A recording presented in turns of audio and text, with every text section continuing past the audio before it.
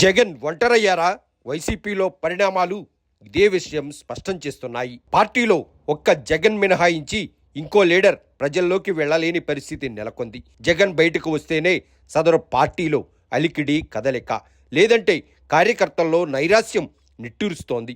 రాష్ట్రంలో అధికార పక్షానికి వ్యతిరేకంగా జగన్ కొన్ని నిరసన కార్యక్రమాలు, పరామర్శలు చేపట్టారు.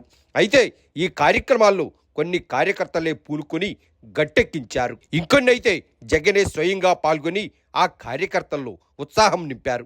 జగన్ ముమ్మాటికి క్రౌడ్ పుల్లరే, కానీ మరి ఆయన గడప దాటడమే ఇప్పుడు పెద్ద సమస్య. అలాగని జగన్ జనాల్లోకి రాలేనప్పుడు ఆయనకు ప్రతినిధులుగా ఇంకెవరన్నా ఉన్నారా అంటే అది పెద్ద క్వశ్చన్. జగన్ తర్వాత స్థానం అంటూ పార్టీలో ఎప్పుడూ లేదు. కొంతమంది లీడర్లు కాదు నేతలు ఉన్నా జగన్ కనుసన్నల్లో మసులుకోవాల్సిందే.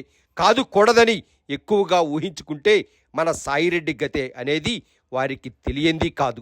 గతంలో పరిస్థితి కాస్త భిన్నంగా ఉండేది.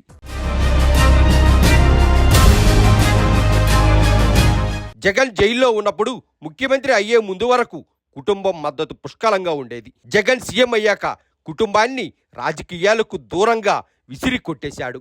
ఈ పరిణామాల పుణ్యమాని పార్టీలో జగన్ ఒంటరి అనక తప్పదు. ఇక భార్య భారతీరెడ్డి అయితే పూర్తిగా వ్యాపారాల్లోనే తల మునకలవుతున్నారు. ఇంతకు ముందు సరస్వతి పవర్స్ మాత్రమే చూసుకునే ఆమె ఇప్పుడు జగన్ వ్యాపారాలు సంస్థం ఆమె భుజానికెత్తుకున్నారు. ఇప్పటికైతే రాజకీయాలకు ఆమె దూరంగానే ఉంటూ వస్తున్నారు. జగన్ సీఎం అయ్యేందుకు కుటుంబం సహకారం ఉంది. అలాగే ఓటమి వెనుక కూడా అదే కుటుంబం ఉందన్న వాస్తవాన్ని ఇప్పుడు కాదనలేం. ఇక తెలుగుదేశం పార్టీలో చంద్రబాబు పరిస్థితి చాలా భిన్నం. కీలెరిగి వాత అనే వైద్యం గురించి బాబుకు తెలిసినంతగా ఇంకెవరికి తెలియదంటే అంగీకరించాల్సిందే. ఎక్కడ నెగ్గాలో తగ్గాలో అవపోసన పట్టిన లీడర్ చంద్రబాబు. ప్రతికూలానికి అనుకూలాన్ని జత చేసే చాణక్యం అనేది అవసరం అనుకుంటే ఎవరిని వదులుకోరు. ఒకవేళ వదులుకోవాలంటే ప్రత్యామ్నాయానికి పెద్దపీట వేసి సాగనంపేస్తారు. టీడీపీలో సంక్షోభం మొదలు ఇప్పటి వరకు ఎవరు ఎప్పుడు తనతో ఉండాలో నిర్దేశించుకొని రాజకీయాలు చేస్తూ వచ్చారు చంద్రబాబు. ప్రస్తుతం పార్టీలో చంద్రబాబుతో పాటు తనేడు నారా లోకేష్, ఎన్టీఆర్ కుటుంబం మొత్తం అండగా ఉంది. చంద్రబాబు జైలుకి వెళ్ళినప్పుడు కూడా ఆయన స్థానంలో లోకేష్ చక్కబెట్టేశారు. బాబు అరెస్టుని ఖండిస్తూ యావత్ కుటుంబం రోడ్డెక్కింది.